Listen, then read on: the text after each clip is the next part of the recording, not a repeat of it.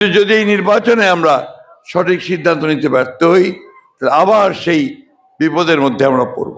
নির্বাচনের জন্য ভোটারের অধিকার নিশ্চিত করার জন্য আমরা আন্দোলন করেছি। আমাদের নেত্রী দেশনেত্রী বেগম খালেদা জিয়া প্রায় ৬ বছর তিনি জেলে ছিলেন। আমাদের প্রায় ৬০ লক্ষ ভাই বোনের বিরুদ্ধে মিথ্যা মামলা হয়েছে। ২০,০০০ এর মতো আমাদের নেতাকর্মী খুন হয়েছে।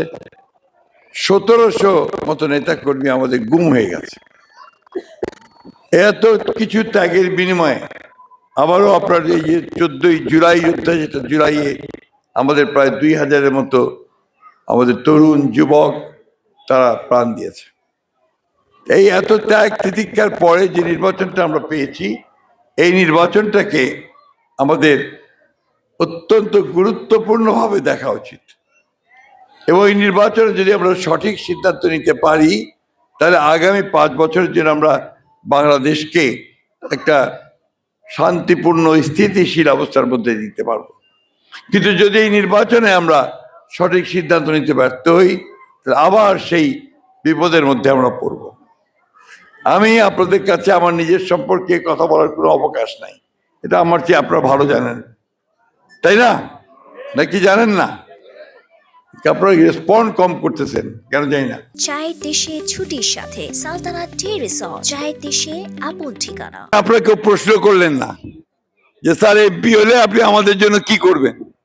আমি তো রাজনীতিবিদের মতো বক্তৃতাই করে গেলাম, তাই না? তা আপনারা তো প্রশ্ন করলেন না যে স্যার কি করবেন আমাদের জন্য, কেউ বললেন না।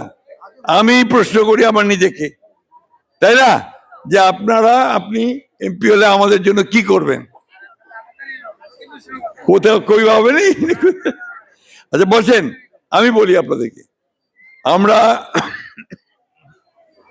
সবার আগে যেটা চেষ্টা করব, ঠাকুরগাঁয়ের সাধারণ মানুষের আয় বৃদ্ধি করার জন্য ঠাকুরগাঁতে কলকারখানা তৈরি করার চেষ্টা করব। আমাদের কৃষিভিত্তিক জায়গাতে আমরা কৃষিভিত্তিক শিল্প গড়ে তুলব, যাতে করে আমাদের লোকজন কাজ করতে পারে, চাকরি করতে পারে, আমাদের ছেলেমেয়েরা কাজ করতে পারে। আমরা প্রশিক্ষণ দিব, বৃত্তিমূলক প্রশিক্ষণ। আপনারা যে অনেকেই আছেন, আপনার আমাদের এই এলাকাতে তো আছেই অনেকে যাদের বাড়ি, অরিজিনাল বাড়ি আপনার নোয়াখালী, কুমিল্লা, বরিশাল আছে না? আপনারা জানেন যে নোয়াখালী, কুমিল্লার লোকেরা গ্রামে যাবেন, দেখবেন যে খুব সচ্ছল, প্রত্যেকটা বাড়ি পাকাতে হয়েছে আরো সচ্ছল পরিবারগুলো। কেন? তাদের পরিবারের ১-২ জন বিদেশে আছে, মধ্যপ্রাচ্যে, হয় সৌদি আরবে, না কাতারে, না আপনার ওমানে, কেউ আছে আপনার লন্ডনে, সিলেটের লোকগুলো, ওরা টাকা পাঠায় নিয়মিত।